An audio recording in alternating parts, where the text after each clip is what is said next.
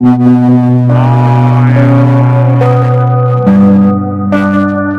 Guys, तो कैसे हैं आप सभी लोग। आशा करता हूं कि आप लोग काफी ज्यादा बढ़िया होंगे। हमारी ये स्टोरी काफी ज्यादा मजेदार होने वाली है, इसलिए अगर आप लोगों को ये वीडियो पसंद आती है तो प्लीज वीडियो को लाइक कमेंट शेयर करने के साथ साथ जो नया फीचर आया है हाइप करने का, तो वीडियो को हाइप करना मत भूलिएगा और साथ ही सब्सक्राइब बटन को भी दबा दीजिएगा। तो चलिए अब वीडियो को शुरू करते हैं। और स्टोरी की शुरुआत में हमें काफी ज्यादा डरावने मॉन्स्टर का सीन दिखाया जाता है, जिसके सिर के ऊपर काफी ज्यादा भयानक सी आंखें बनी हुई थी और काफी ज्यादा भयानक सा उसका चेहरा था। ये ईयर 2047 चल रहा था, जहाँ पर मॉन्स्टर्स ने इंसानों के ऊपर हमला करना चालू कर दिया था। हमें आर्मी के कई सारे लोग दिखाए जाते हैं जो कि अपने हथियारों से उन मॉन्स्टर्स को यहाँ पर मारने की कोशिश में लगे हुए थे। पर एक मॉन्स्टर हमला करता है और एक सोल्जर का सर कटकर उसके शरीर से अलग हो जाता है। दूसरे का शरीर बीच में से पूरी तरह कट गया था और इसी तरीके से वो मॉन्स्टर जोर से चिल्लाता है और उसके सामने के कई सारे सोल्जर्स को एक एक कर मार देता है। बाकी सभी लोग भी काफी ज्यादा थके हुए थे। एक लड़का ये देखकर काफी ज्यादा डर चुका था कि उसके अंदर जरा से हिम्मत नहीं बची थी। वो कहता है कि अब सब कुछ खत्म हो चुका है और जैसे वो मॉन्स्टर्स के टेंटिकल्स आकर उसे मारते तभी अचानक ही एक आदमी उसके सामने आ जाता है, जो कि अपनी तलवार से उस मॉन्स्टर्स के सभी टेंटिकल्स को काट काट कर उस लड़के को यहाँ पर बचा लेता है। वो मॉन्स्टर दर्द में कर्राने लगा था और गुस्से में आकर वो फिर से उस लड़के के ऊपर अपने टेंटिकल से हमला कर देता है। ये देखकर वो लड़का अपनी तलवार को घुमाता है और काफी आसानी से उन सभी टेंटिकल्स को काट कर उन सभी को अलग कर देता है। और ऐसा एक भी अटैक नहीं था जो कि यहाँ पर उसको यहाँ पर कुछ भी नुकसान पहुंचा सके। इसके बाद ऊपर से एक टेंटिकल आता है, पर वो ये देखकर जल्दी से अपनी पिस्टल निकाल कर उसे शूट कर देता है, जिससे वो यहाँ पर खत्म हो गया था। और सबके बाद वो उस लड़के से कहता है तो चलो खड़े हो जाओ, हमें और आगे बढ़ना है। और ये कमांडिंग इन चीफ है और हमारा एमसी भी, जिसका नाम हांग सियोंग है। वो लड़का कहता है कि ठीक है और अपनी बंदूक उठाकर वहां पर मॉन्स्टर्स को मारना चालू कर देता है। सोंग भी अपनी तलवार को मॉडिफाई करता है और इसे पूरी तरह रेडी कर आगे बढ़ना चालू कर देता है। और बताया जाता है कि इंसानियत मॉन्स्टर के खिलाफ एक डेकेड से भी ज्यादा से एक जंग के अंदर लड़ रही है और अब ऐसी कई सारी लड़ाइयों के खत्म हो जाने के बाद अब बस केवल कुछ ही हैं जो कि यहाँ पर बचे हुए हैं और हमारा गोल है कि हम आखिर तक जरूर पहुंचे। और ये कहते हुए वो उस मॉन्स्टर के ऊपर जो कि उसके ऊपर हमला करता है उसके ऊपर निशाना लगाकर वहाँ पर उसे मारने की कोशिश करने वाला था, पर अचानक इसके सामने एक मैजिकल सर्कल ओपन हो जाता है। ये देखकर वो काफी ज्यादा कंफ्यूज था। ये चीज उसने पहली बार अपने सामने देखी थी। वो कंफ्यूजन के साथ कहता है कि आखिर आगे ये क्या है, और अचानक ही वो बैटलफील्ड से वहाँ से गायब हो जाता है। उसकी बस बंदूक थी जो कि वहाँ पर गिर गई थी और वो लड़का अपने कमांडिंग ऑफिसर को वहाँ से गायब होते हुए देखकर काफी ज्यादा कंफ्यूज था। वो कहता है कि आखिर आखिर आप कहाँ चले गए। फिर हमें कई सारी चेंज दिखाई जाती हैं जहाँ पर सॉन्ग का नाम लिया जा रहा था। कुछ रस्सियों ने उसका गला यहाँ पर जकड़ा हुआ था और हमें यहाँ पर उसे कई सारी मैजिकल चेंज के अंदर बंधा हुआ दिखाते हैं, जैसे कि उसे यहाँ पर कैद कर रखा गया हो। उसके सामने कुछ केव वाले लोग थे जो कि कहते हैं कि मैंने सोचा नहीं था कि सच में हम लोग यहाँ पर सक्सेसफुल हो सकते हैं, क्योंकि ये दूसरी दुनिया का हीरो है जिसके बारे में हम लोगों ने सुना हुआ है। लोग इसी तरीके की बात है उसके बारे में कर रहे थे, पर सॉन्ग काफी कंफ्यूज था। वो कहता है कि आखिर ये चमकती हुई चेंज का क्या मतलब है और आखिर आखिर मैं कहाँ पर हूँ। एक बूढ़ा आदमी अपनी हुडी को हटाते हुए कहता है कि दूसरी दुनिया के हीरो, तुम्हारा एम्पायर के अंदर स्वागत है। भले ही हम लोगों को ये चीज पता है कि ये चीज काफी ज्यादा अचानक है, पर हम लोगों ने यहाँ पर तुम्हें डीमन लॉर्ड को हराने के लिए बुलाया है, जिससे तुम हमारी इस दुनिया को बचा सको। सॉन्ग कंफ्यूज था, क्या डीमन किंग। वो गुस्से में कहता है कि आखिर तुम लोग यहाँ पर ये क्या बकवास कर रहे हो और आखिर तुम लोग कौन हो, आखिर मैं कहाँ पर हूँ। और अभी इस तरीके की बकवास के लिए मेरे पास बिल्कुल भी समय नहीं है, मुझे अभी कोरिया के अंदर होना चाहिए था। पर तभी वो उस बीच में ही टोकते हुए उसके ऊपर मैजिक का इस्तेमाल करते हुए कहता है कि चुप हो जाओ, और वो यहाँ पर ओथ ऑफ रिस्ट्रेंट का इस्तेमाल करते हैं, जिससे वो यहाँ पर सॉन्ग को काबू में कर सके। इससे सॉन्ग को बहुत बुरी तरीके से बिजली का झटका लगता है, जिस वजह से उसकी आत्मा यहाँ पर सहर चुकी थी। और वो बूढ़ा आदमी कहता है कि रेजिस्ट करने की कोशिश भी मत करना, ये मैजिक तुम्हें बिल्कुल भी नुकसान नहीं पहुंचाएगा जब तक तुम मेरी बातों को यहाँ पर अच्छी तरीके से मान जाओगे। और सॉन्ग इस दर्द की वजह से बहुत बुरी तरीके से सहम चुका था, उसकी आंखों में आंसू आ गए थे। वो खांसते हुए सोचता है क्या शांति से, पर आखिर ये शांति तो बिल्कुल नहीं लगती। और वो बूढ़ा आदमी उससे कहता है कि प्लीज डीमन लॉर्ड को हरा दो और साथ ही हमारे एम्पायर की रक्षा करो। और ये कहकर वो उसके पास एक तलवार फेंकता है, जिसके बाद वो बूढ़ा आदमी आगे कहता है कि अगर तुम शायद ऐसा कर देते हो तो मैं फिर से तुम्हें तुम्हारे ओरिजिनल दुनिया के अंदर भेज सकता हूँ, तो क्या तुम हमारी इस रिक्वेस्ट को यहाँ पे एक्सेप्ट करोगे। और ये कहते हुए उसकी आंखें यहाँ पर चमक रही थी, जैसे कि उस रिक्वेस्ट के पीछे बस एक तरीके का ऑर्डर है, जिसे यहाँ पर ओबे न करने पर सॉन्ग को यहाँ पर मार दिया जाएगा। इसलिए इसके बारे में थोड़ी देर तक सोचने के बाद वो आंखों में आंसू भरते हुए कहता है कि ठीक है, मैं ये करने के लिए तैयार हूँ। जिसके बाद सॉन्ग अपने बारे में बताता है कि जिसे एक दूसरी दुनिया के अंदर यहाँ पर समन किया गया था, जिससे वो यहाँ पर फिर से लड़ाई कर सके, जिसे एम्पायर के अंदर दूसरी दुनिया के हीरो के नाम से जाना जाता था। मैं बिना रुक के काम करता रहा, मैं काउंटलेस एक्सपेक्टेशंस को यहाँ पर फुलफिल करता रहा और मैंने बार बार उन सभी को खत्म किया। और मैंने एम्पायर की जितनी भी एंडलेस रिक्वेस्ट थी उन सभी को एक एक करके पूरी तरह से फिल किया। 3 साल नहीं, 5 साल नहीं, 10 साल मैंने अपना पूरा बचपन यहाँ पर सेक्रीफाइस कर दिया, जिससे मैं डीमन किंग वेलवरो को यहाँ पर खत्म कर सकूं। पर आखिर में मैं सच में यहाँ पर फ्री हो गया हूँ। मैं हर रात बस यही सपना देखता हूँ कि एक बार जब मैं घर लौटूंगा तो आखिर मैं क्या करूंगा। और उसके बाद हमें उस बूढ़े आदमी का सीन दिखाते हैं जो कि सॉन्ग से कहता है कि मैं तुम्हें तुम्हारा अगला मिशन बता रहा हूँ। ये सुनकर वो गुस्से में कहता है कि पर हम लोगों के बीच में ये प्रॉमिस नहीं हुआ था। पर वो बूढ़ा आदमी आराम से अपनी ड्रिंक को एंजॉय करते हुए कहता है कि द डीमन किंग को खत्म करने का मतलब ये नहीं है कि तुमने एम्पायर की यहाँ पर रक्षा कर ली है। इसके अलावा ऐसे भी कई सारे लोग हैं है जो कि एम्पायर के खिलाफ लड़ रहे हैं उन सभी को भी खत्म करना जरूरी है। हम लोग किसी और खतरे के रिस्क को यहाँ पर आगे बढ़ने नहीं दे सकते और तुम्हें तो बस एक ही खतरे को जो कि एम्पायर के ऊपर है उसे यहाँ पर खत्म करना है। और उसके सामने एक सुनहरे बालों वाले लड़के की फोटो थी जिससे वो कहता है कि बस इसे खत्म कर दो, जिसके बाद आखिरकार तुम फ्री हो जाओगे। बस हम लोगों की थोड़ी सी और मदद करो,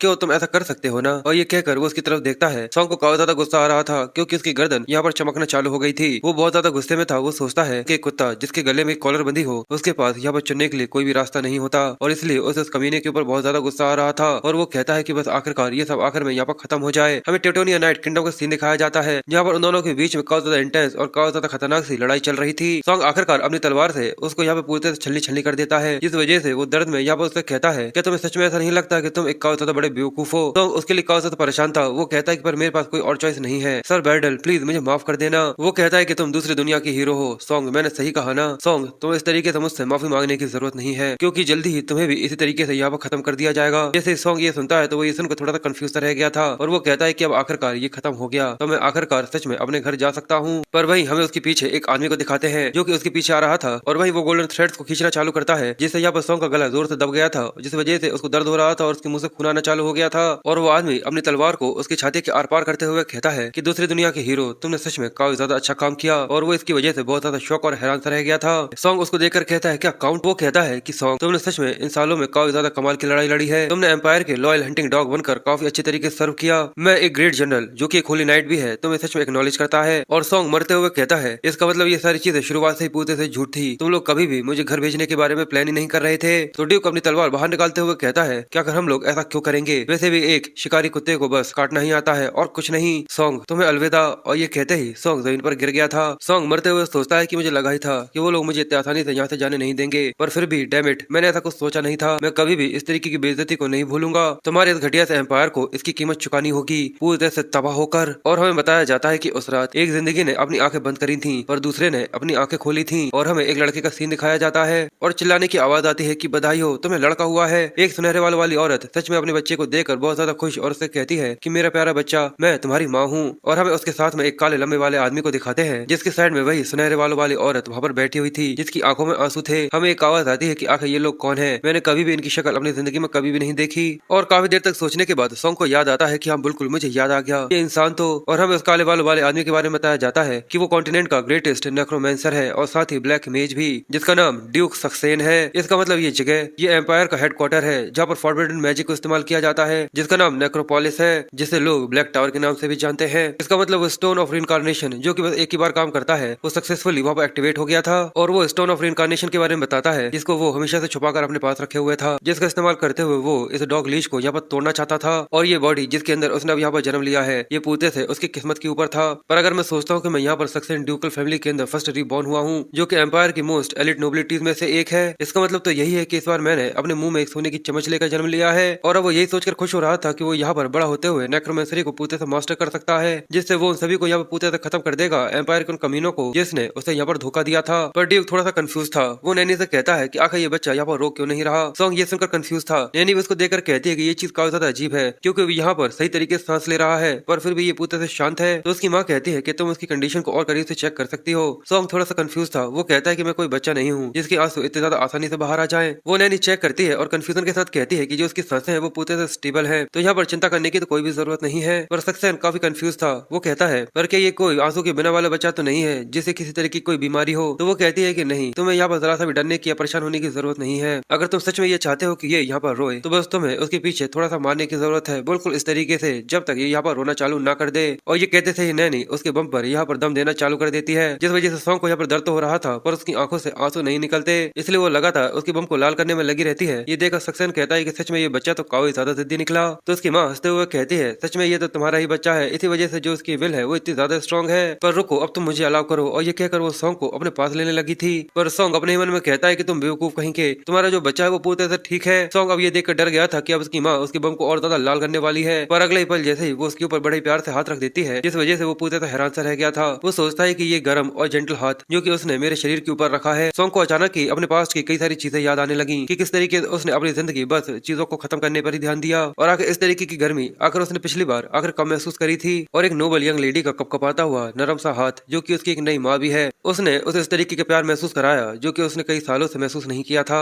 और वो सॉन्ग जिसकी आंखों में बड़े होते तक किसी भी वजह से आंसू बिल्कुल भी नहीं आए थे और वो अपने आंसुओं को रोकने के लिए यहाँ पर कुछ भी नहीं कर पा रहा था। और अब यहाँ पर सॉन्ग उस प्यार को महसूस करने की वजह से फूट फूट कर रोना चालू कर देता है, बिल्कुल किसी छोटे से बच्चे की तरह। जिसके बाद हमें टाइम फॉरवर्ड करते हुए दिखाते हैं और इस तरीके से ही 8 साल यहाँ पर निकल चुके थे और सॉन्ग का नया नाम यहाँ पर डाले बन चुका था, पर मैं फिर भी उसे सॉन्ग ही बोलूंगा। एलन और एलेना दोनों ही अपने बिस्तर पर थे, जहाँ पर वो दोनों कौसा तो मुस्कुरा रहे थे। एलन कहता है सच में समय कौसा तेजी से चलता है, तो वो कहती है कि हाँ बिल्कुल, सच में वो तो किताबों से चिपका रहता है जब से वो 4 साल का हुआ था। एलन कहता है कि हाँ बिल्कुल, वो जरूर इस चीज के लिए तुम पर गया है और देखकर ऐसा लगता है कि उसे मैजिक में सच में कौसा ज्यादा इंटरेस्ट है। पर तभी उसकी वाइफ एलेना उसका सिर अपनी तरफ घुमाते हुए कहती है, क्या तुम उस वादे के बारे में भूले तो नहीं हो जो कि तुमने मुझसे किया था। एलन कहता है कि तुम उस वादे के बारे में कह रही हो कि मैं यहाँ पर हमारे लड़के को नेक्रोमेंसी नहीं सिखाऊंगा। तो वो मुस्कुराते हुए बस थोड़ी सी परेशान कहती है, तो क्या तुम्हें वो अच्छी तरीके से याद है। एलन कहता है कि हाँ बिल्कुल, मैं आकर उसे कैसे भूल सकता हूँ। एलन कहता है कि तुम्हें उसके बारे में ज्यादा चिंता करने की जरूरत नहीं है, पर अब एलन का 8वां बर्थडे कल आने वाला है, तो आखिर बताओ क्या आखिर हमें उसे तब क्या देना है। पर तभी गेट पर नॉक होता है, तो ये देखकर वो कंफ्यूज था कि आखिर इस समय यहाँ पर कौन आ सकता है। एक सर्वेंट जिसके चेहरे का रंग पूते से उड़ गया था और वो जल्दी से भागते हुए अंदर आती है और उन दोनों को बताती है कि मास्टर सॉन्ग जो कि यहाँ पर पढ़ाई कर रहे थे, और ये सुनते थे ही दोनों के चेहरे का रंग पूते से उड़ जाता है। वो दोनों ही काफी ज्यादा घबरा गए थे। जिसके बाद वो दोनों ही भागते हुए लाइब्रेरी के अंदर आते हैं जहाँ पर सॉन्ग पढ़ रहा था। उसके अंदर से माना रिलीज हो रहा था। वो काफी ज्यादा परेशान था। वो दोनों को देखकर उन दोनों को आवाज देता है जिसके आसपास हमें काफी ज्यादा एनर्जी रिलीज होते हुए दिख रही थी। ये देखकर वो दोनों भी थोड़े सरप्राइज और हैरान से रह गए थे। उसकी माँ उसके पास आते हुए कहती है कि तुम्हें कहीं पर दर्द तो नहीं हो रहा, आखिर तुम्हारे साथ यहाँ पर ये क्या हो रहा है। एलन उस एनर्जी को यानी मानव को रिलीज होता हुआ देखकर उस चीज को समझने की कोशिश कर रहा था, जहाँ पर सॉन्ग कहता है कि नहीं मॉम, मैं पूरे से ठीक हूँ। और एलन कहता है कि मैं यहाँ पर हवा के अंदर मानव को महसूस कर सकता हूँ। पर सॉन्ग अभी 8 साल का हुआ है और वो इतने ज्यादा जल्दी मानव को रिलीज करने लगा, इसलिए वो उसके सामने आकर खड़ा हो जाता है और गुस्से भरी नजरों में उसकी तरफ देखते हुए कहता है, क्या तुमने अपनी बॉडी के अंदर से मानव को रिलीज किया। जैसे वो ये सुनता है तो वो डर गया था। वो सोचता है कि मुझे लगा ही था कि इन्हें तुरंत ही पता चल जाएगा कि यहाँ पर कुछ न कुछ तो अजीब है, लगता है कि मैं फंस चुका हूँ। यहाँ तक मुझे भी ये नहीं पता था कि मैं इतने ज्यादा जल्दी अपने शरीर से मानव को रिलीज कर सकता हूँ। इसलिए सॉन्ग यहाँ पर बहाने बनाने की कोशिश करने लगा था और वो सोचता है अगर मैंने तुरंत ही यहाँ पर कोई आंसर नहीं दिया तो ये लोग मेरे ऊपर शक कर सकते हैं और मेरी ट्रू आइडेंटिटी यहाँ पर लोगों के सामने आ जाएगी। और अगले ही पल एलन के चेहरे पर मुस्कुराहट आ जाती है और वो उसको यहाँ पर पैट करते हुए कहता है कि जैसा कि मुझे अपने लड़के से उम्मीद करनी चाहिए थी। ये देखकर सॉन्ग काफी शॉक और सरप्राइज रह गया था और वो आगे कहता है कि पर फिर भी ये चीज सच में काफी शर्म की बात है कि मैं तुम्हें यहाँ पर नेक्रोमेंसी नहीं सिखा सकता। जैसे सॉन्ग ये सुनता है तो वो कहता है क्या तुम मुझे नेक्रोमेंसी नहीं सिखा सकते, तो आखिर फिर मेरे रिवेंज का क्या होगा। एलेना उससे कहती है कि सर्वेंट ये सब साफ कर देगा तो तुम जल्दी अपने रूम के अंदर वापस जा सकते हो। ये सुनकर वो कहता है कि ठीक है और यहाँ पर सॉन्ग जल्दी से अपनी बुक्स लेकर अपने रूम की तरफ भागने लगता है। तो दूसरी तरफ एलन ये देखकर मुस्कुराते हुए अपनी वाइफ से कहता है, मुझे लगता है कि मुझे पता है कि आखिर मुझे सॉन्ग को गिफ्ट क्या देना है। जिसकी कुछ देर के बाद हमें सॉन्ग के बर्थडे का सीन दिखाते हैं। बैंक्वेट हॉल के अंदर सभी लोग इकट्ठा होना चालू हो गए थे, यानी ब्लैक ड्यूक की टेरिटोरी के अंदर जितने भी नोबल्स थे वो सब यहाँ पर इकट्ठे होकर इस पार्टी को एंजॉय करने में लगे हुए थे। सभी लोग यहाँ पर सॉन्ग को देखने के बारे में कह रहे थे कि आखिर वो देखने में कितना अच्छा लगता है और ये भी कि काफी लंबा समय हो गया कि इस तरीके की काफी ज्यादा बड़ी बैंक्वेट के अंदर हम सभी यहाँ पर इकट्ठे हुए हो और इस तरीके से सभी लोग यहाँ पर आपस में बातें करते हुए इस पार्टी को एंजॉय करने में लगे हुए थे। और दूसरी तरफ सॉन्ग जो कि ये सब देखकर कितने सारे लोग यहाँ पर उसकी पार्टी सेलिब्रेशन को एंजॉय करने के लिए आए हैं, वो सच में काफी थका थका सा लग रहा था। और ये शायद इस वजह से हो सकता है क्योंकि उसे उस आउट स्ट्राइक की आदत सी हो गई थी जब वो एक हीरो था, इसलिए अचानक ही किसी यंग मास्टर की तरह ट्रीट होना उसके लिए काफी ज्यादा ऑकवर्ड सा महसूस हो रहा है। और इस सब के अलावा मुझे अभी भी सच में उस चीज की चिंता हो रही है कि कल मैंने उस ड्रेस को यहाँ पर तबाह कर दिया था। मुझे अभी भी इस चीज के ऊपर यकीन नहीं हो रहा कि जो मेरा माना था वो पूरे से बेदर्क हो गया था बस मेरे हीरो टाइम को यहाँ पर याद करने की वजह से। मैं तो ये सोचता हूँ कि आखिर उस बुक को बाहर किसने छोड़ दिया था, the biography of the hero. पर मैं यहाँ पर कितना भी सोच लूँ सच में ये चीज को जरूरत से ज्यादा ही है किस बॉडी के अंदर इतना टैलेंट है कि वो यहाँ पर नेक्रोमेंसरी को पीछे छोड़ सके। पर वो परेशान था कि आखिर वो अपने फादर को इस चीज के लिए कन्विंस कैसे करे कि वो यहाँ पर नेक्रोमेंसरी सीखना चाहता है। और इसके अलावा मैंने कल रात को उनको जो मुझे कुछ गिफ्ट देना है उसके बारे में सुन लिया था, तो मैं बस यही जानना चाहता हूँ कि क्या वो मुझे यहाँ पर नेक्रोमेंसरी सिखा सकते हैं। पर वो परेशान होते हुए कहता है कि मुझे नहीं लगता कि ये चीज बिल्कुल भी काम करेगी। तभी उसकी माँ वहाँ पर आ जाती है जो कि उससे कहती है कि तुम्हें वेट कराने के लिए मुझे माफ कर देना। और वो सच में वहाँ पर काफी ज्यादा खूबसूरत लग रही थी, जिसके साथ वहाँ पर एक हुडी वाली लड़की भी थी जो कि वहाँ पर उसके साथ सॉन्ग के पास आ रही थी। सॉन्ग भी अपनी माँ से उस लड़की के बारे में पूछता है जो कि वहाँ पर उसके साथ आ रही थी, तो वो कहती है कि रुको मैं तुम्हें यहाँ पर इंट्रोड्यूस करवाती हूँ। और जैसे वो हुडी हटाती है तो वो बताती है कि ये ब्लू मैजिक टावर की एक एल्डर है और साथ ही एक वाटर मैजिक मास्टर भी, और ये एक विश एल्फ लेडी सिपिया है।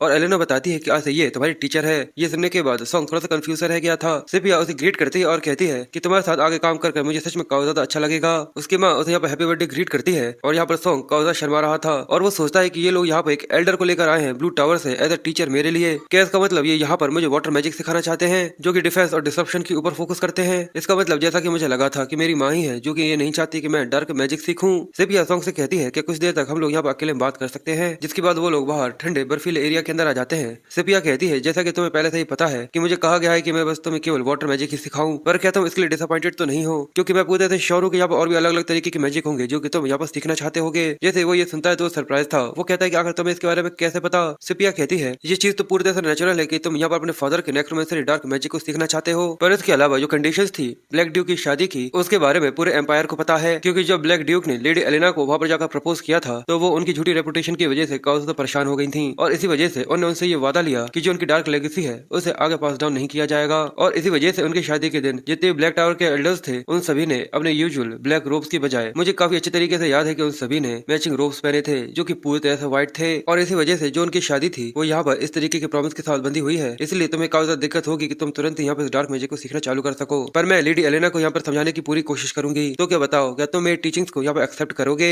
पर सॉन्ग थोड़ा कंफ्यूज होते हुए सिपिया से कहता है कि टीचर, पर क्या आपको ब्लैक मैजिक और नेक्रोमेंसरी के पास अजीब सा महसूस नहीं होता? क्योंकि आप एक एल्फ है जो कि लॉ ऑफ नेचर की वैल्यू करते हैं, तो किसी मरे हुए को फिर से जिंदा करने का काम सच में आपको बुरा नहीं लगता? ये सुनकर वो हंसना चालू कर देती है और कहती है कि सच में ये काफी ज्यादा अमेजिंग है। इसका मतलब तो यही है कि होली प्रीस्ट की जो पावर्स होती हैं जहाँ पर वो किसी मरे हुए को रेजरेक्ट करते हैं, क्या वो नेचर का कोई हिस्सा होता है? नेक्रोमेंसरी और जो रेजरेक्शन होता है, मेरी नजरों में दोनों ही चीजें बिल्कुल एक जैसी हैं। सॉन्ग उसकी बातें सुनकर हैरान था और वो सोचता है कि सच में ये उन्हें यूजुअल ऑर्थोडॉक्स एल्फ से काफी ज्यादा अलग है। इसका मतलब ये तो उससे काफी ज्यादा अच्छी टीचर है जितना कि मैंने सोचा था। सिपिया आगे कहती है तो क्या अब हम लोग हमारे लेसन्स को आगे बढ़ा सकते हैं? मैंने सुना है कि कुछ दिन पहले तुमने जो माना सर्कल के फ्रेगमेंट्स होते हैं उन्हें फॉर्म किया था, तो चलो हमारा सबसे पहला गोल यही होगा कि उन फ्रेगमेंट्स को यहाँ पर एक्सपेंड कर तुम्हें पहले सर्कल पर पहुंचाते हैं। सॉन्ग थोड़ा कंफ्यूज कहता है क्या फर्स्ट सर्कल? ये तो काफी अच्छा है क्योंकि वो मैजिक बुक जो कि मैं यहाँ पर पढ़ रहा हूँ उसे इस्तेमाल करने के लिए फर्स्ट सर्कल की जरूरत है, तो मुझे इस मौके का फायदा उठाकर उसे यहाँ पर बना लेना चाहिए। सिपिया उसे बताती है कि अपने दिल के ऊपर हाथ रखो और कॉन्सेंट्रेट करना चालू करो। वो बिल्कुल वैसा ही करता है जैसा कि सिपिया ने कहा था, और वो सोचता है कि ये दुनिया जो कि धरती से पूते से अलग है, जो कि माना से पूते से भरी हुई है, और जब तक तुम एक एंशिएंट बीन जैसे कि कोई ड्रैगन नहीं हो तो रॉ माना को इस्तेमाल करना या फिर हैंडल करना पूरी तरह से इम्पॉसिबल है। इसी वजह से इस रॉ माना को यहाँ पर फिल्टर करने की जरूरत होती है, और एक माना को जिसके लिए माना सर्कल ऑफ द हार्ट की जरूरत होती है। और माना सर्कल के जितने फ्रेगमेंट्स होते हैं जो कि पूरे में बिखरे हुए होते हैं उन्हें किसी सर्कल की तरह अपने दिल के आसपास बनाया जाता है जो कि दिल के आसपास गोल गोल घूमता रहता है। और वो सिपिया की गाइडेंस को यहाँ पर समझते हुए कहता है यानी जो माना सर्कल होता है वो बिल्कुल किसी पाथ की तरह होता है जो कि माना को सर्कल की तरफ भेजता है, और मुझे बिल्कुल वैसा ही करना है जैसा कि टीचर सिपिया ने मुझसे कहा है। और कुछ देर तक यहाँ पर कॉन्सेंट्रेट करने के बाद जो फ्रेगमेंट्स होते हैं उन्हें यहाँ पर पूरी तरह से इकट्ठा कर चुका था। सिपिया कहती है कि तुम्हें आराम से शुरुआत करनी चाहिए, उसे ट्रेन करो कि वो तुम्हारे दिल के आसपास आराम से घूम सके। इसे पूरा होने में लगभग 1 महीना लग जाता है, तो तुम्हें ज्यादा परेशान होने की या फिर ज्यादा जल्दी करने की जरूरत नहीं है। पर अगले ही पल सॉन्ग यहाँ पर अपने फर्स्ट माना सर्कल को बनाकर तैयार कर चुका था, और वो सिपिया को बताता है कि मैंने ये कर लिया है। वो भी थोड़ा सा कंफ्यूज था, और सिपिया ये देख और भी ज्यादा हैरान और शौक से रह जाती है। उसके चेहरे का रंग पूरी तरह से उड़ गया था। वो कहती है कि क्या? वो कहती है कि सच में किसी बच्चे के लिए ये चीज पॉसिबल है जिसने बस केवल 1 मिनट पहले ही यहाँ पर ट्रेन करना चालू किया हो, वो यहाँ पर माना सर्कल बना सके। पर अगर ये लड़का ऐसा कर सकता है इसका मतलब तो यही है कि ये सच में काफी ज्यादा बड़ा जीनियस है। सिपिया भी काफी ज्यादा क्यूरियस होते हुए कहती है क्या तुम अपनी मैजिकल पावर को या सर्कल के बीच में इसे निकाल कर रिलीज कर सकते हो? तो वो कहता है कि ठीक है, मैं कोशिश कर देखता हूँ। और जब वो यहाँ पर कॉन्सेंट्रेट करता है और वो सोचता है कि अगर मैं कोई आम लड़का होता तो बस माना को सर्कल के बीच में से निकालने में भी उसे काफी ज्यादा स्ट्रगल करना पड़ता, पर इस लेवल पर मैं एम्पायर से अपना बदला बिल्कुल भी नहीं ले पाऊंगा। चलो बस अभी ड्यूक सिचुएशन को पकड़ने की कोशिश करते हैं। मेरी पास्ट लाइफ के अंदर मैं केवल लीथल कॉम्बैट मैजिक को इस्तेमाल कर सकता था, उस मैजिक से जो कि मेरे शरीर के ऊपर बनाया गया था। पर इस बार ये चीज पूरी तरह से अलग है क्योंकि ये बॉडी जिसने ब्लैक टावर के लॉर्ड के टैलेंट को यहाँ पर इनहेरिट किया है वो माना को नेचुरली ही एक्सेप्ट कर रहा है। तो शायद मैं बस केवल वाटर मैजिक को ही ना सीख सकूं बल्कि और भी कई सारे तरीके के मैजिक को यहाँ पर सीख सकता हूँ। पर अभी के लिए बस मुझे फोकस करना चाहिए मेरे माना के ऊपर जो कि मेरे शरीर से निकलकर मेरी उंगलियों की नोक पर आकर रुक रहा है, और उसे यहाँ पर बनाना चाहिए सबसे ज्यादा खतरनाक और नुकीला जो कि सीधे ही एम्परर के गले के ऊपर एम कर रहा हो। और सॉन्ग ने यहाँ पर अपने प्रीवियस लाइफ से गन को क्रिएट करने की कोशिश करी थी और वो माना से यहाँ पर एक बुलेट बना लेता है।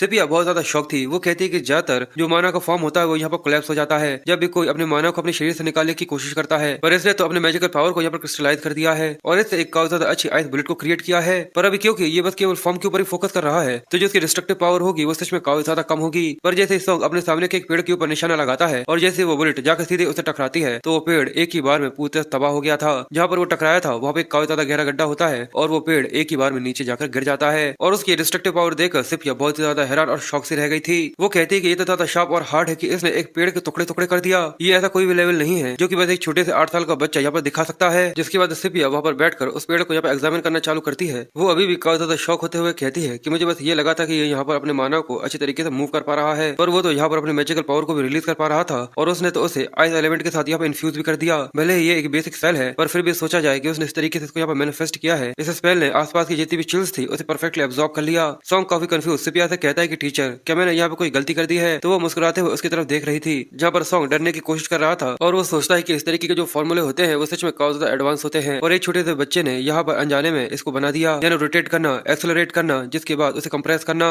ये तीन जो फॉर्मूले होते हैं उन्हें गोल्डन रेशो के नाम से जाना जाता है, जो कि मिलिट्री मैजिक के अंदर प्रोजेक्ट किए जाते हैं और इसने बिना जाने ही एक काफी ज्यादा खतरनाक परफेक्ट स्पेल को यहाँ पर प्रोजेक्ट किया है। सॉन्ग फिर से सिपिया से उसके बारे में पूछता है तो हिचकिचाते हुए कहती कि नहीं नहीं, तुमने यहाँ पे कुछ भी नहीं किया। अब मुझे आखिरकार समझ में आ रहा है कि जो ब्लैक ड्यूक है उन्हें इतना ज्यादा रिग्रेट सा महसूस क्यों हो रहा था। फिर अगले सीन में हमें सिपिया को एलन के साथ दिखाते हैं, जहाँ पर वो कंफ्यूजन के साथ कहता है कि आखिर तुम्हारा क्या मतलब है कि तुम सॉन्ग को यहाँ पर कुछ भी नहीं सिखा सकती। अगर वो बस केवल 1 मिनट के अंदर फर्स्ट सर्कल तक पहुंच गया तो और भी ऐसी कई सारी चीजें होंगी जो कि तुम उसे यहाँ पर सिखा सकती हो। पर सिपिया कहती है कि यंग लॉर्ड जैसे ही फर्स्ट सर्कल पर पहुंचे थे उन्हें तुरंत ही यहाँ पर परफेक्ट स्पेल ऑफ स्लॉथर को बना लिया था। ये सुनने के बाद एलन बहुत ज्यादा शॉक और हैरान सा रह गया था और वो आगे कहती है कि चीज के ऊपर यकीन करना काफी ज्यादा मुश्किल है कि एक 8 साल के लड़के ने इसको बनाया था, क्योंकि उस स्पेल जो कि उन्होंने यहाँ पर बनाया था वो परफेक्ट गोल्डन रेशो था, जो कि एक मिलिट्री ग्रेड का फॉर्मूला होता है। और अगर आप सच में ये चीज जानना चाहते हैं तो जो यंग लॉर्ड हैं वो सच में मारने के लिए बिल्कुल पूरी तरह से टैलेंटेड हैं, यानी वो किसी को भी आसानी से मार सकते हैं। जैसे एलन ये सुनता है तो वो परेशान होते हुए कहता है कि तुम एक ब्लू टावर की एल्डर हो जिसके जो एडवोकेट्स हैं वो यहाँ पे बिल्कुल भी एथिकल नहीं है, पर फिर क्या तुम ये कह रही हो कि तुम उसे यहाँ पे कुछ भी नहीं सिखा सकती। तो वो कहती है कि ऐसा कुछ भी नहीं है, पर पहले इसी की वजह से मेरे दिल में उन्हें सही तरीके से अपने खुद के हाथों से गाइड करने का एक उत्साह जागा है। ये सुनकर वो कहता है तो फिर तो तुम्हारे पास और कम रीजन होंगे कि जो तुम यहाँ पर रिजेक्ट कर सको। पर तभी वो आगे कहती है कि वो डार्क मैजिक या नेक्रोमेंसरी सीखना चाहते हैं। जैसे वो ये सुनता है तो उसके चेहरे का रंग उड़ गया था, वो बहुत ज्यादा हैरान रह गया था और वो आगे कहती है देखकर लगता है कि जो यंग लॉर्ड हैं उन्हें पहले से ही पता है कि आखिर वो कौन सा मैजिक यहाँ पर सीखना चाहते हैं, पर वो यहाँ पर कुछ भी नहीं कह पाता। सिपिया कहती है कि पर मैंने पहले से ही ब्लैक ड्यूक के रोमांस की वो स्टोरी सुनी हुई है, इसलिए मैं लेडी एलेना के साथ जो आपका वादा है उसको यहाँ पर पूरी तरह से रिस्पेक्ट करती हूँ, पर इसका मतलब ये नहीं है कि वो यहाँ पर अपने बच्चे से हक छीन सकती है कि आखिर वो आगे चलकर क्या बनना चाहता है, खासकर यंग लॉर्ड से जिसके अंदर इतना ज्यादा टैलेंट है। गेट के बाहर सॉन्ग उन लोगों की बातें सुनने की कोशिश कर रहा था। वो कहता है कि मुझे उनके शब्द यहाँ पर समझ में नहीं आ रहे हैं और वहीं पर परेशान होते हुए कहता है कि पर ये चीज तो साफ है कि वो लोग मेरे बारे में ही बात कर रहे हैं और वो टेंशन में सोचता है कि आखिर इसके बारे में कौन ने सोचा था कि जो मेरा फर्स्ट स्पेल होगा वो इतना ज्यादा पावरफुल होगा। यहाँ तक वाटर टावर की एक एल्डर भी ये देख बहुत ज्यादा सरप्राइज हो गई थी। अब मुझे अपनी पावर को कंट्रोल करने के लिए और भी ज्यादा सावधान रहने की जरूरत होगी और ऐसे ही चीजें सोचते हुए वो बस वहाँ पर बैठा हुआ परेशान हो रहा था, पर तभी उसे वहाँ पर कोई आवाज देता है तो ये देखकर सॉन्ग थोड़ा सा कंफ्यूज था और वो अपने सामने किसी को देखकर बहुत ज्यादा खुश होकर कहता है कि अंकल हैमल्ड, और हमें उसके सामने एक ब्लैक आर्मर वाले आदमी को दिखाते हैं जो कि उसे कहता है कि हे अगर तुम यहाँ पर क्या कर रहे हो, पर सॉन्ग उसे देखकर काफी ज्यादा एक्साइटेड होते हुए कहता है कि इससे भी ज्यादा जरूरी तो ये है कि आखिर आप कहाँ से आ रहे हैं अंकल। तो वो खुश होते हुए सॉन्ग को गोदी में उठा लेता है और कहता है कि मैं यहाँ पर अपनी ड्यूटी को पूरा करने में लगा हुआ था, यहाँ पर मैं काफी ज्यादा बेकार और भयानक से मॉन्स्टर्स को मारने में लगा हुआ था। ये सुनने के बाद वो कहता है तो कि आपने फिर से किसी डंजन को यहाँ पर कॉन्कर किया, और सॉन्ग हमें आगे बताता है कि इस दुनिया के अंदर डंजन्स की अपीयरेंस और मॉन्स्टर्स का ओवरफ्लो हो जाना ये सच में काफी ज्यादा बड़े बड़े इवेंट्स होते हैं हर एक टेरिटोरी के अंदर। उस समय से लेकर जब डीमन किंग यहाँ पर जिंदा था उस समय तक जब जितने भी इमॉर्टल्स है वो यहाँ पर रह रहे हैं, यहाँ पर जितना भी नुकसान होता है मॉन्स्टर्स की वजह से उसे सेटल करना बिल्कुल भी कोई आम मैटर नहीं लगता। इसी वजह से हर एक टेरिटरी के जितने भी नाइट्स हैं उनकी पहली ड्यूटी यही है कि वो आसपास के जितने भी डंजन्स है उन्हें यहाँ पर पूरे से कॉन्कर कर ले जो कि डीमन किंग की जमीन पर बनी हुई है और उन सभी मॉन्स्टर्स को खत्म करे जो कि डंजन की ओवरफ्लो की वजह से आउटब्रेक हो जाते हैं। और ये सिचुएशन पहले से और भी ज्यादा खराब ड्यूक ऑफ सिचुएशन की वजह से ही हो रही है, और अगर ऐसे दूसरी टेरिटरी से यहाँ पर कंपेयर किया जाए तो जो उसकी एक वजह है वो मैं हूँ, क्योंकि मेरा पास्ट सेल्फ जो कि एक दूसरी दुनिया का हीरो हुआ करता था उसने जैसे डीमन टावर को हराया था ड्यूक ऑफ द सिचुएशन को यहाँ पर सभी मॉन्स्टर्स को संभालने की उपाधि दी गई जो कि डीमन किंग की जमीन पर रहते थे और उन सभी को यहाँ पर कंट्रोल में रखने का कहा गया जिससे वो उसी टेरिटरी के अंदर रहे, जिससे इंपीरियल टेरिटरी बना दिया गया। और अगर इसे प्रोफेशनल नाम दिया जाए तो इसे गंदे कामों को हाथ में लेना कहेंगे। इसलिए सॉन्ग अपने अंकल से कहता है कि प्लीज अपने आप को बिल्कुल भी चोट मत पहुंचने दीजिएगा। ये सुनकर वो कहता है कि यंग लॉर्ड आपको मेरी इतनी ज्यादा चिंता करने की जरूरत नहीं है। तभी एलन भी अपने रूम से बाहर आ जाता है जो कि हैमिल्टन को देखकर कहता है कि तुमको देखकर काफी अच्छा लगा। जैसे वो उसे देखता है तो वो भी उसे देखकर खुश हो गया था। एलन कहता है कि तुम अपने कैंपेन के अंदर सच में काफी ज्यादा कड़ी मेहनत कर रहे हो, और तभी वहाँ पर एलेना भी अपनी सर्वेंट्स के साथ आ जाती है जो कि कहती है लगता है कि सभी लोग यहीं पर इकट्ठे हो रहे हैं, और सॉन्ग उसको देखकर कहता है कि अब आखिर मॉम को यहाँ पर क्या चाहिए। तभी वहाँ पर एलेना सॉन्ग को देखकर खुश हो जाती है और उसे वहाँ पर चेयर करते हुए कहती है कि मैंने सुना है कि तुम फर्स्ट साइकिल पर पहुंच चुके हो, ये काफी ज्यादा अमेजिंग है। यहाँ तक उसके फादर भी उसे कांग्रेचुलेट करते हैं। तो वो कहती है कि अगर तुम्हें यहाँ पर कुछ भी चाहिए हो तो अपने फादर से कह देना। जैसे वो ये सुनता है तो वो सोचना चालू करता है। वो कहता है कि अगर मैं यहाँ पर ये कहूंगा कि मुझे नेक्रोमेंसरी सीखना है तो वो यहाँ पर इस चीज के ऊपर बिल्कुल भी ध्यान नहीं देंगे। तो आखिर एक नॉर्मल मेरे जितने उम्र का बच्चा आखिर क्या सोच सकता है। तो वो उन दोनों से कहता है कि मुझे एक छोटी बहन चाहिए, और जैसे वो दोनों ये सुनते हैं तो दोनों के चेहरे टमाटर की तरह लाल लाल हो गए थे। उसके फादर कहते हैं कि ठीक है मैं कोशिश करूंगा। तो वो भी यहाँ पर एक्साइटेड हो जाता है, और दूसरी तरफ हैमल्ड अपनी हंसी बहुत बुरी तरीके से रोकने की कोशिश में लगा हुआ था, जहाँ पर उसका एक सोल्जर कहता है कि प्लीज हंसना मत कैप्टन। जिसके बाद सॉन्ग को उसके रूम के अंदर दिखाते हैं। वो कहता है कि मेरी उम्र के होने के बाद भी नाटक करना कि तुम्हारा दिल पूरे से साफ है, सच में चीजें काफी ज्यादा दिक्कत देती है। अब मुझे इसकी वजह से काफी ज्यादा थकान सी महसूस होने लगी है, और इस तरीके से मैजिक को इस्तेमाल करने की वजह से भी मैं काफी ज्यादा थक गया हूँ। और इसी तरीके से बातें सोचते हुए उसे नींद आ जाती है, और उसे अगले ही पल अपने पास लाइफ की वो मेमोरीज याद आती है जब उसे वहाँ पर धोखा देकर मार दिया गया था। ड्यूक ने पीछे से आकर अपनी तलवार को उसकी छाती के आर पार कर दिया था और कहा था कि तुमसे मिलकर काफी ज्यादा अच्छा लगा, पर लोग सच में इतने ज्यादा सॉफ्ट हो सकते हैं इतनी आसानी से मैंने सोचा भी नहीं था। और अब क्या तुम खुश हो क्योंकि अब तुम यहाँ पर अपनी जिंदगी अच्छे पेरेंट्स के साथ अपने घर पर एक्सपीरियंस कर सकते हो, क्योंकि अब तुम्हारी पीठ गर्म रहती है और तुम्हारा पेट पूरे से फुल रहता है। तो आखिर अब रिवेंज लेने के बारे में कौन सोच सकता है, पर एम्परर तुम्हें जरूर ढूंढ लेगा। सॉन्ग वो तुम्हें ढूंढते रहेंगे और ढूंढते रहेंगे जब तक आखिर में वो तुम्हें पूरे से खत्म ना कर दे,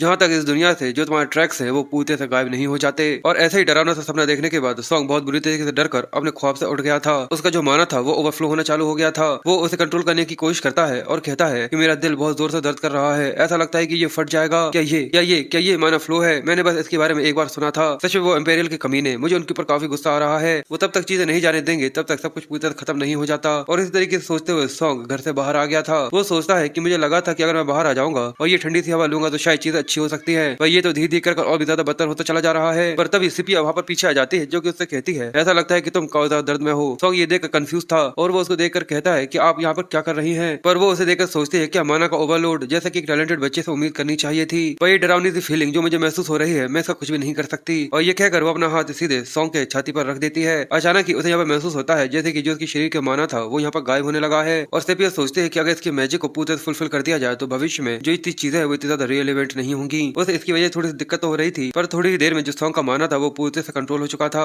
वो कहता है कि माना का ओवरलोड पूरे से गायब हो गया। सेपिया उसे आवाज देती है और कहती है कि जो मैजिक का एसेंस होता है वो किसी दिल के आईने की तरह होता है। इसी की वजह से एक जैसे स्पेल्स भी अलग अलग तरह की कैरेक्टरिस्टिक्स रख सकते हैं जो कि उसके मेज के ऊपर डिपेंड करता है। और तुम्हारे अंदर जो मैजिक टैलेंट है वो यहाँ तक तुम्हारी जान भी ले सकता है। सच में ये एक ज्यादा खतरनाक और भयानक सा टैलेंट है। इसलिए वो अपने पास एक बुक निकाल कर सॉन्ग को देते हुए कहती है इसलिए मुझे लगता है कि ये चीज सच में काफी ज्यादा अच्छी होगी कि अगर ये चीज मैं तुम्हें यहाँ पर सिखाता हूँ। ये देखकर सॉन्ग थोड़ा सा कंफ्यूज था और वो कहता है क्या ये, और वो समझ में आ गया था कि ये तो एक नेक्रोमेंसरी की स्पेल बुक है। और सिर्फ आगे कहती है कि मुझे सच में ऐसा लगता है जैसे कि ये किस्मत थी जो कि मुझे तुम्हारे पास लेकर आ गई। और वो यहाँ पर सॉन्ग को बर्थडे विश करती है और ये देखने के बाद सॉन्ग जल्दी से जाकर सिपिया के गले लग जाता है। फिर हमें कुछ दिनों के बाद का सीन दिखाते हैं जहाँ पर सॉन्ग अपने सामने एक रैबिट को देखकर थोड़ा सा कंफ्यूज था। सिपिया कहती है कि हाँ, और उस समय को याद करो जब तुम अपने फादर के साथ शिकार पर जाते थे। वो कहता है कि ठीक है मास्टर, और अपने मैजिकल सर्कल को यहाँ पर क्रिएट करना चालू कर देता है। जैसे वो रैबिट ये देखता है सॉन्ग अपने मैजिकल सर्कल से उसके ऊपर अपने आइस मैजिक के साथ हमला कर देता है और वो आइस की बुलेट सीधे जाकर उस रैबिट से टकराती है। और वो कुछ समझ पाता उससे पहले वो वहाँ पर एक ही बार में फट जाता है।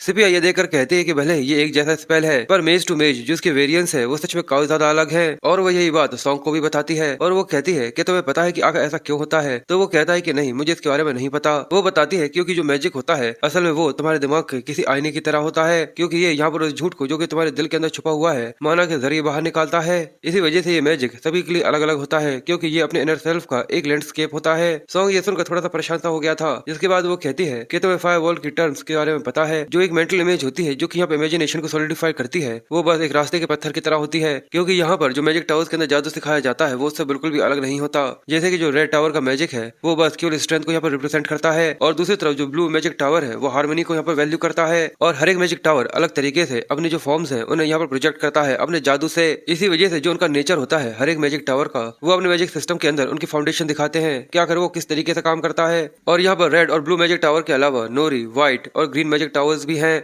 और उसकी ये सारी की सारी बातें सॉन्ग के ऊपर से जा रही थी और इसलिए वो कहती है कि मुझे भी लगता है कि ये टॉपिक तुम्हारे लिए कोई जरूरत से ज्यादा ही बड़ा है, पर जो नेक्रोमेंसरी का मोस्ट बेसिक फॉर्म होता है वो किसी भी ज़ॉम्बी को यहाँ पर फिर से उठाना यानी राइज करना होता है। और सॉन्ग यहाँ पर नेक्रोमेंसरी इस्तेमाल करने के लिए उस रैबिट को यहाँ पर फिर से उठाने की कोशिश करता है यानी फिर से जिंदा करने की। ये किसी एनिमेशन की आर्ट की तरह है जहाँ पर तुम्हें किसी लाश को माना की बनी हुई स्ट्रिंग से कंट्रोल करना होता है, जैसे कि उसका सिर, उसके घुटने और उसकी स्पाइन, उन सभी को माना से बने हुए धागों से यहाँ पर बांधना होता है। और थोड़ी देर में वो रैबिट फिर से यहाँ पर उठकर खड़ा हो गया था और ये देखकर सिपिया उसे कहती है कि तुमने सच में काफी अच्छा काम किया। जिसके बाद अब वो उसे यहाँ पर आगे बढ़ने की बोलती है तो वो कहता है कि ठीक है। जिसके बाद वो उसे आगे बढ़ने का कहती है तो वो कहता है कि ठीक है। और वो यहाँ पर फ्रोजन आर्मर को इस्तेमाल करता है और अपने आइस एलिमेंट को इस्तेमाल करते हुए रैबिट के ऊपर एक दूसरा स्पेल कास्ट करता है और उसके शरीर के ऊपर एक आइस से बना हुआ आर्मर आ गया था। तो वो भी ये देखकर कहती है कि जो तुमने यहाँ पर फ्रोजन आर्मर का एग्जीक्यूशन किया है वो सच में काफी ज्यादा डिसेंट था और जो फॉर्म है वो भी काफी ज्यादा अच्छा है। तो चलो यहाँ पर इसकी डिफेंस को टेस्ट कर देखते हैं। और ये कहकर वो 3 शाफ्ट बनाती है और उन तीनों को सीधे ही रैबिट के ऊपर दे मारती है, जिसे टकराकर रैबिट काफी ज्यादा दूर जाकर गिरा था। पर इसकी वजह से उसकी आर्मर को बस थोड़ी सी चोट लगी थी पर वो अभी भी पूरे से ठीक था।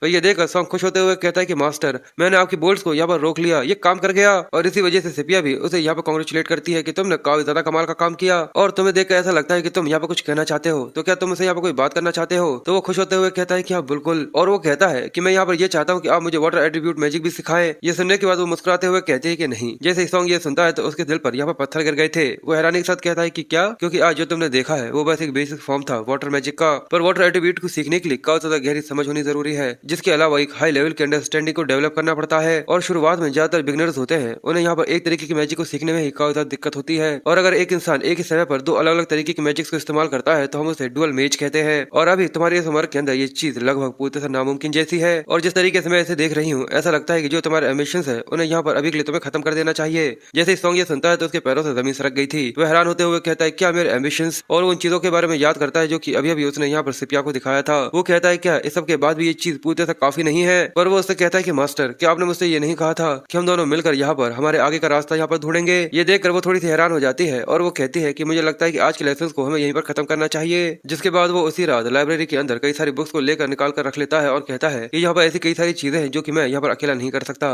पर फिर भी मैं अपने आप को यहाँ पर प्रूव तो कर ही सकता हूँ, जिससे उनके पास मुझे यहाँ पर सिखाने के अलावा कोई और चॉइस ना बचे। और ये कहकर वो ओमनियस से एनर्जी निकालते हुए पढ़ना चालू कर देता है। पर अगले सुबह हमें यहाँ पर बार बार उसका नाम लेते हुए दिखाते हैं, क्योंकि खड़े खड़े बेचारे सॉन्ग की यहाँ पर नींद लग गई थी। सिपिया उसे देखकर कहती है क्या तुम ठीक हो, ऐसा लगता है कि तुम रात भर सोए नहीं हो। तो वो कहता है कि हाँ मैं बस रात में थोड़ा सा कुछ करने में लगा हुआ था। पर वो उसको देखकर परेशान होते हुए कहती है कि अपने आप को कुछ जरूरत से ज्यादा पुश मत करो। पर वो कहता है कि ठीक है मास्टर। और फिर वो आने के बाद एक रैबिट के ऊपर आइस आर्मर बना देता है और वो ये देखकर खुश होकर कहती है कि तुमने सच में इतने ज्यादा जल्दी इसे यहाँ पर मास्टर कर लिया। पर अगले ही पल उसके आर्मर के ऊपर क्रैक्स आना चालू हो जाते हैं। ये देखकर सिपिया थोड़ी सी कंफ्यूज थी और अचानक ही वो आर्मर काफी ज्यादा जोर से यहाँ पर फट जाता है और ये एक आइस एक्सप्लोजन मैजिक स्पेल था। ये देखकर वो सच में काफी ज्यादा हैरान सी रह गई थी, क्योंकि अब उसके जो ऊपर का आर्मर था वो वहाँ पर बहुत बुरी तरीके से फट गया था। और सॉन्ग आगे कहता है कि बस केवल इतना ही नहीं है, और अगले ही पल जो रैबिट होता है उसका भी शरीर यहाँ पर फूलना चालू हो गया था और कुछ ही देर के बाद एक जोर के धमाके के साथ वो भी वहाँ पर फट जाता है, जिसके शरीर के अंदर से काफी ज्यादा आइस क्रिस्टल से निकलते हैं। और ये देखकर सिपिया काफी ज्यादा डरते हुए जल्दी से अपने सामने एक आर्मर बना लेती है, जिससे वो यहाँ पर इन सभी से बच सके। और वो ये सब देखकर सच में बहुत ज्यादा हैरान और दंगे से रह गई थी। वो सॉन्ग को चुपचाप से देखने में लगी हुई थी, जहाँ पर वो उसे बताता है कि मैंने क्रॉस एक्सप्लोजन और आइस एक्सप्लोजन दोनों यानी वाटर और डार्क एट्रीब्यूट को एक के अंदर कंबाइन कर दिया, तो क्या अब मैं इसे यहाँ पर डुअल मेज के अंदर काउंट कर सकता हूँ।